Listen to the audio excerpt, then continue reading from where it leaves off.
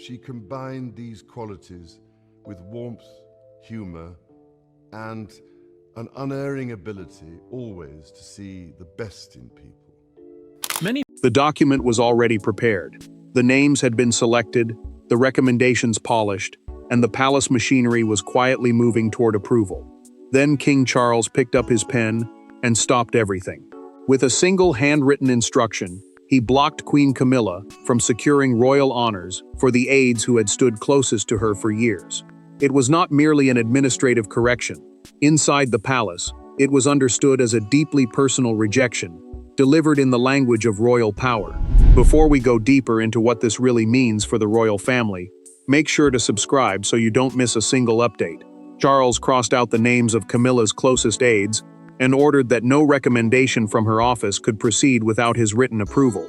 A royal honors list, the official record of people chosen for recognition in the monarch's name, had reached final review. His intervention froze everything. Officials retrieved files, halted ceremonial planning, and stopped departments drafting formal citations. Camilla received the news at her writing desk. A courtier placed the amended document before her and withdrew. She read the refusal twice. She removed her glasses and asked if Charles had issued the order himself. The answer came quietly. Yes, the king had signed it personally. Lady Helena Markham and Sir Adrian Vale were not ordinary staff members. Helena, the Queen's senior private secretary, managed sensitive correspondence and protected her through public pressure. Adrian, her longtime advisor, shaped difficult messages and defended her when acceptance felt fragile. The honors were meant to recognize loyalty, discretion, and service. To Camilla, blocking them felt like erasing sacrifices made in her name. Charles stood in his private study after signing. An aide asked whether a message should be sent to the Queen. He placed the pen beside the file and answered that the document itself was the message. Yet the file carried more than rejection. Beneath the removed names, the monarch wrote that honors must never strengthen private circles inside the royal household. That sentence changed everything. It turned a private disagreement into a warning about influence, access, and the limits of Camilla's authority. The recommendations had advanced so far that one recipient had been told to remain available for a palace announcement. Someone had behaved as though approval was guaranteed. The implication reached far beyond two disappointed servants. Then a senior courtier remembered the moment that started it all. Weeks earlier, Camilla had appeared to promise an honor before Charles agreed. To understand why his refusal cut so deeply, the palace now had to confront what those aides meant to her, and why losing the right to reward them felt like losing something far more personal. To the public, they were names buried deep within the palace staff directory. To Camilla, they were the people who had absorbed criticism, controlled crises, and remained beside her when acceptance still seemed impossible. Blocking their honors therefore struck at something more vulnerable than status. Charles had not rejected strangers. He had denied recognition to the circle she considered her shield, and in doing so, he forced husband and wife to confront a question neither could easily escape. Where did loyalty end and royal favor begin? Lady Helena Markham had spent years managing the Queen's private schedule, sensitive correspondence, and charitable relationships. She entered difficult meetings before Camilla and remained long after others had left, often carrying the pressure no official record would ever show. A private secretary, the senior aide responsible for organizing a royal figure's work and confidential affairs, was expected to serve quietly. Helena had done far more than that. She had become the person her employer trusted when the palace felt coldest. Sir Adrian Vale held a different kind of influence. He advised Camilla on public messaging and helped rebuild her standing during years of suspicion and hostility. The advisor knew which words could calm a crisis, which appearances could repair damage, and which critics could not be answered without making matters worse. His access extended beyond normal staff duties. Adrian did not simply carry out decisions, he helped shape them, and that closeness had begun attracting attention. Camilla summoned Helena after learning that both names had been removed. She tried to explain that the promised recognition would not proceed, but her voice tightened before she reached the end. The aide assured her that no honor could matter more than trust, yet that kindness made the humiliation worse. The Queen understood that she was not only delivering disappointment, she was admitting that her influence had limits, even over those who had defended her most fiercely. Charles saw the danger differently. He believed rewarding people tied so closely to his wife could create the image of a second court operating beside his own. The king did not deny their service. He feared what their power had become. Requests supported by Camilla's office moved faster. Invitations, appointments, and charitable recommendations gained momentum whenever Helena or Adrian intervened. Then the most troubling detail emerged. Adrian's proposed honor had been raised from a modest distinction to a significantly higher rank shortly before reaching Charles. The amendment offered no detailed reason, only the phrase "exceptional personal service." William had already noticed the pattern. The prince quietly asked why honors representing national service were being shaped through a private household channel. That question pushed the crisis beyond a wounded marriage. But the pressure had begun earlier, at a royal ceremony where Camilla spoke with dangerous certainty and made a promise she could not take back. Every palace confrontation has a point of no return, a sentence spoken too confidently, a gesture witnessed by the wrong person, a private promise that suddenly becomes impossible to conceal. In this case, the trigger came during preparations for a Windsor castle investiture. Surrounded by ceremonial folders and waiting officials, Camilla turned to one of her closest aides and offered an assurance that sounded absolute. Charles had not approved the honor. Yet in that room, everyone heard the Queen speak as though the decision had already been made. The Windsor Castle investiture was meant to prepare for a formal ceremony, in which the monarch presents honors to people recognized for public service. During the rehearsal, Queen Camilla thanked Sir Adrian Vale for years of loyalty, and told him that his work would soon receive the recognition it deserved. Two ceremonial officials heard every word. Neither reacted openly, but both understood the implication. She had spoken as though the honor was settled. One official later contacted the king's private secretary and asked whether Adrian's recognition required special ceremonial arrangements. That simple inquiry carried the promise directly to Charles, before the final recommendation had even reached his desk. The king read the rehearsal note without speaking. He circled Camilla's sentence once, then placed the page beside the unfinished honors file. Charles was not most disturbed by Adrian's name.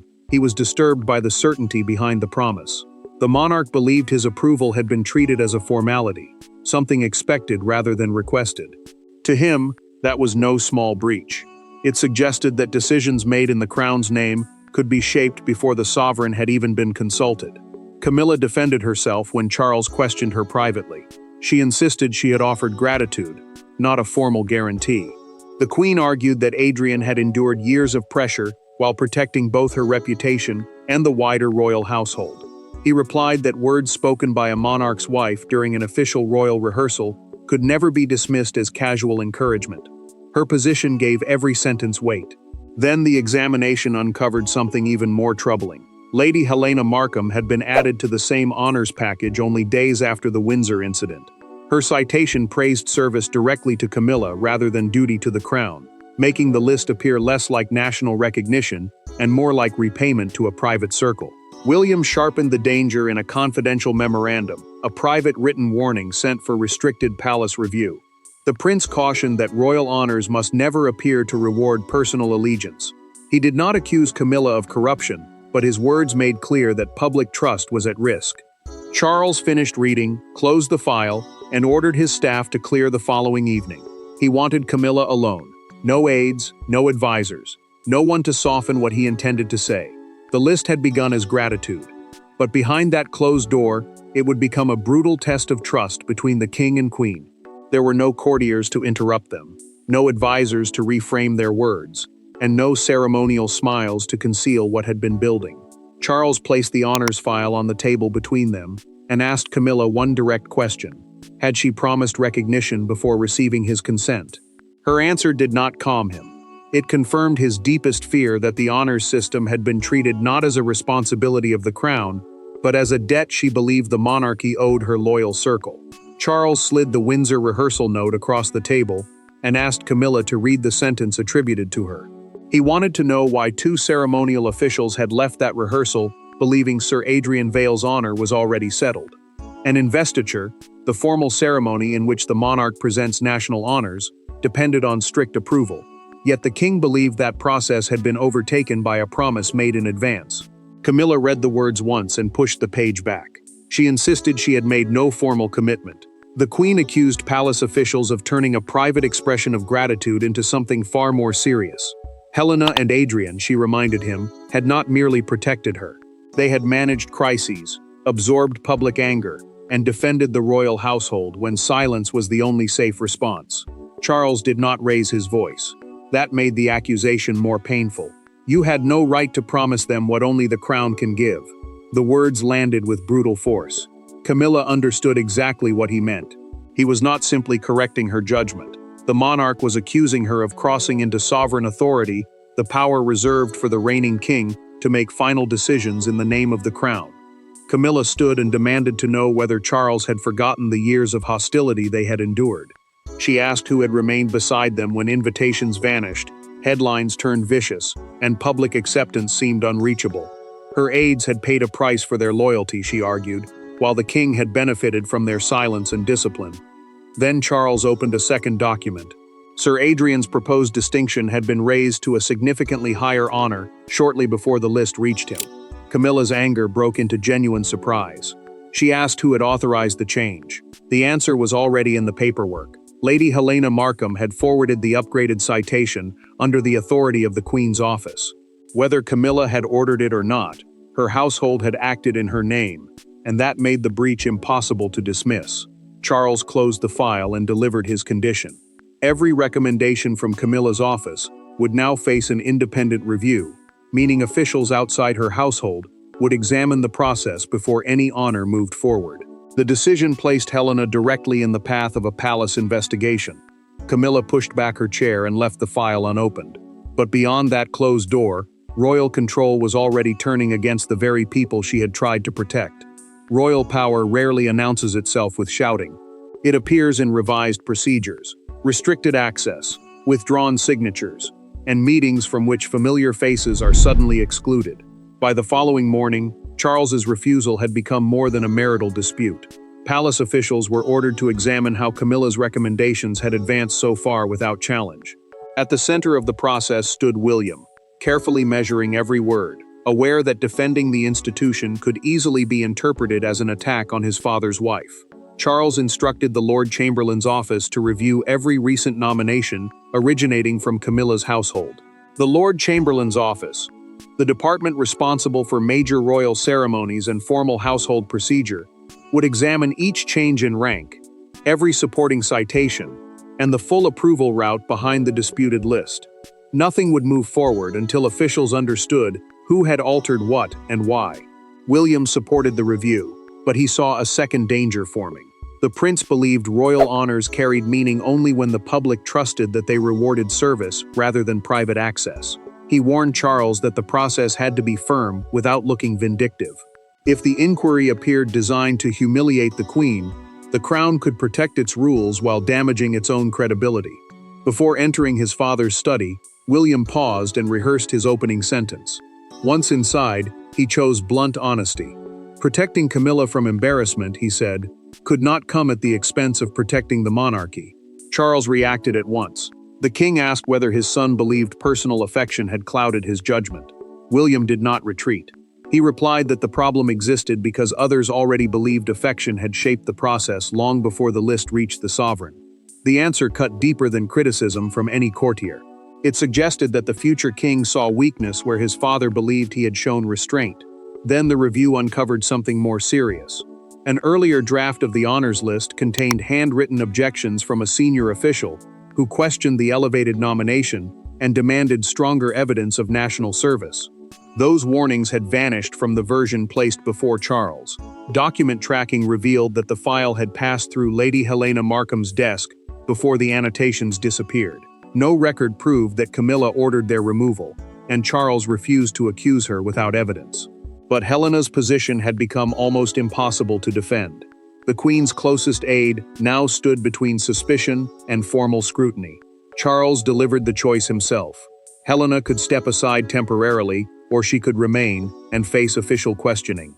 Camilla heard the words without interrupting. To the king, it was procedure. To her, it felt like a demand to surrender the woman who had protected her through every crisis. By sunset, the dispute had claimed its first visible casualty, and Camilla was forced to deliver the news herself. For years, Lady Helena had been the person Camilla called before difficult engagements and after humiliating headlines. Now the queen had to ask that same woman to surrender her palace access while officials examined documents submitted in her name. The conversation lasted less than 20 minutes, yet it changed the atmosphere of Camilla's household instantly. Staff who had once moved with confidence began whispering in corridors, uncertain whether the blocked honors list was merely the beginning of a wider dismantling. Camilla met Helena in a private sitting room and placed the written restrictions between them. The aide would step away from every matter involving appointments, awards, and ceremonial recognition. Her wider position would remain temporarily, but access to sensitive recommendations was removed at once. An official suspension from honors work meant she could no longer prepare, alter, or advance names proposed for royal recognition. Helena listened without interrupting. Then she asked the only question that mattered to her. Did the queen still trust her? Camilla lowered her eyes toward the document before answering. She said trust was no longer the only thing being judged. The reply was careful, but it carried pain. She wanted to defend the woman who had protected her for years, yet every word now risked appearing like another act of personal favor. Sir Adrian Vale made his own decision before officials could make it for him. He asked for his nomination to be withdrawn, explaining privately that he would not accept an honor that had become a source of conflict between Charles and his wife. Adrian believed removing his name might reduce the pressure. It did not. The review continued because the issue was no longer one man's recognition. It was about how far Camilla's household had reached into the process. Helena removed her palace identification pass and placed it beside the queen's teacup. Camilla pushed it back immediately, but the aide left it where it was. She would not force her employer to defend her against the king, she said. For a moment, neither woman spoke. Loyalty had once held them together. Now that same loyalty had become evidence against them. Fear spread quickly through the household. Staff searched old correspondence, reopened informal drafts, and quietly removed messages they feared could be misunderstood. Their panic suggested that personal requests and official business had become dangerously tangled. Camilla's restraint finally broke when she spoke to Adrian later that day. She said she might withdraw from an upcoming reception, rather than stand beside Charles and pretend nothing had happened. He warned her that one empty place would expose the private conflict to the entire country. That evening, Charles arrived without aides or warning. He noticed Helena's identification pass still lying beside the untouched cup. Until then, the king had defended everything as duty. Standing before Camilla, he finally saw the wound his decision had opened inside their marriage. The argument had been conducted through files, secretaries, and royal procedure. The turning point came only when those protections disappeared. Charles entered Camilla's private sitting room alone and closed the door behind him. She did not stand to greet him. For several seconds, neither spoke. Then the king moved Helena's abandoned identification pass away from the cold teacup and admitted that he had understood the constitutional danger, but had failed to understand how personally his decision would wound her. Charles sat opposite Camilla without advisors, prepared statements or documents arranged between them. For the first time since the honors dispute began, neither was trying to defend a department or prove a point. The silence forced them to speak as husband and wife, rather than as two figures guarding separate sides of the monarchy. He told her that he did not question Helena's devotion or Adrian's years of service.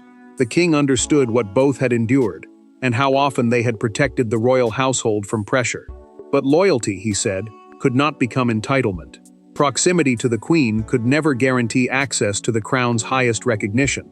Royal honors were awards granted in the monarch's name for service beyond a private relationship, and that distinction had to remain clear. Camilla finally admitted why she had pushed so hard. She feared the sacrifices made by her closest aides would disappear once their service ended. They had absorbed criticism meant for her, defended decisions they had not made, and remained beside her when public rejection felt relentless. The queen wanted proof that their suffering had mattered. Without that recognition, she believed history might remember her position, while forgetting the people who helped her survive it. Charles listened without interrupting. Then he acknowledged something more painful. He had underestimated how dependent Camilla had become on the small circle that protected her through years of hostility. The monarch reached across the space between them and placed his hand near hers. She did not respond immediately. Forgiveness had not yet arrived, but the anger had begun to loosen. He then proposed a compromise. Lower-level recognition could still be considered for genuine public service, but every nomination would be rewritten and reviewed by an independent committee. No citation could refer to personal loyalty, private sacrifice, or closeness to the Queen. Camilla accepted the condition. More importantly, she accepted responsibility. She agreed to withdraw every recommendation submitted through her private office and admitted that Helena's actions, even if intended to protect her, had crossed the line between gratitude and royal authority. Before Charles left, Camilla placed Helena's pass inside a sealed envelope and agreed to attend the upcoming reception beside him. The palace had found a private compromise. By morning, however, the blocked honors list was public, and the country was ready to judge them both. At dawn, the dispute escaped the palace walls. The nation was suddenly confronted with a story about loyalty, influence, and a king willing to overrule his own wife. Broadcasters called it a defense of royal integrity.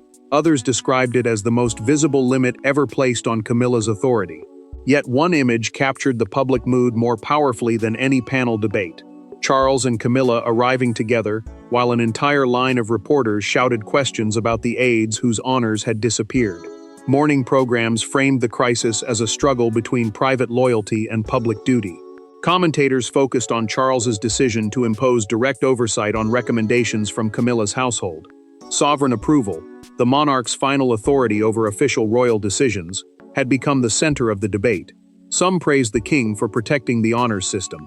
Others asked why the disputed names had advanced so far before anyone intervened. Buckingham Palace responded with careful language. Its statement confirmed that every honors nomination remained subject to established review and final approval by the sovereign. It did not name Camilla, Lady Helena Markham, or Sir Adrian Vale, yet the meaning was unmistakable. The original list would not proceed, and the Queen's private recommendations had no protected route around the rules. Camilla felt the force of that message when she arrived beside Charles at the palace reception. Reporters shouted Helena's name and demanded to know whether the Queen had tried to reward personal loyalty. She tightened her grip on her gloves but continued forward. The king slowed his pace until she was beside him. He would not reverse the decision, but he would not allow her to face the humiliation alone. Helena watched the arrival from home. She had expected criticism, but not the words used by one broadcaster, who described her as the Queen's disgraced gatekeeper. The former aide switched off the television before the report ended. Years of silent service had been reduced to one brutal phrase. Then the newspaper front pages appeared. One carried an image of Charles's fountain pen resting across the rejected list beneath 4 words. "The King says no." That headline became the defining symbol of the crisis. It transformed a private dispute into a public test of whether royal favor could ever be separated from friendship. Outside Buckingham Palace, a crowd gathered. One woman held a handwritten sign declaring, "Honors belong to service, not friendship." The message was simple, but it revealed where public sympathy was moving.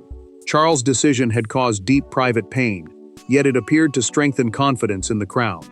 The king understood that temporary restrictions were no longer enough. He ordered a permanent honors protocol that would apply to every royal household, including his own. The final settlement could not repair every wound, but it would decide whether the crisis ended as Camilla's humiliation or became a defining act of royal accountability. In the end, there was no secret reversal, no restoration of the rejected names, and no victory disguised as compromise. Charles upheld his decision. Camilla withdrew the nominations. Helena left her palace role, while Adrian declined future consideration. Yet the conclusion was not simply that the king had defeated the Queen. The deeper verdict was more painful and important. Personal devotion could be honored with gratitude, but it could never purchase the authority of the crown. Charles approved a permanent rule requiring every nomination from every royal household to face independent review before reaching the sovereign. The sovereign, meaning the reigning monarch with final constitutional authority, would remain the last person to approve recognition, but no royal figure could promise an honor in advance. The king included his own office in the restriction, proving that the reform was not designed only to contain Camilla. Lady Helena Markham was not restored to the disputed list. She formally resigned after accepting responsibility for altering the recommendation process, while Sir Adrian Vale maintained his withdrawal and refused future consideration. Neither received the distinction once expected. Their service was acknowledged privately. but the crown would not repair the damage by repeating the same mistake. Camilla met Helena one final time and handed her a handwritten letter. The queen thanked her for years of loyalty and silence during moments when public hostility had been relentless. She also admitted that gratitude had carried them beyond an acceptable boundary. Helena read the message slowly, then told her that loyalty did not need a medal to remain real. Their goodbye ended without ceremony, but not without meaning. Charles waited for Camilla at their next engagement. When she reached him, the monarch offered his arm, and she accepted it. The conflict had not disappeared, yet their marriage had survived a decision neither would forget. William reviewed the final protocol and told Charles that equal rules had transformed a personal intervention into credible reform. The prince no longer saw the decision as an attack on the queen. He saw it as protection for the monarchy they would one day inherit. Camilla remained queen and continued her duties and charities, but the boundary was unmistakable. She could advise, recommend, and express gratitude. She could not use royal honors to repay personal loyalty. The pen Charles placed across that honors list did more than reject two names. It drew a permanent line between affection and authority, and confirmed that when forced to choose between protecting an inner circle and protecting the crown, the king chose the crown. Thanks for watching. Please don't forget to like and subscribe, and we will see you in next one.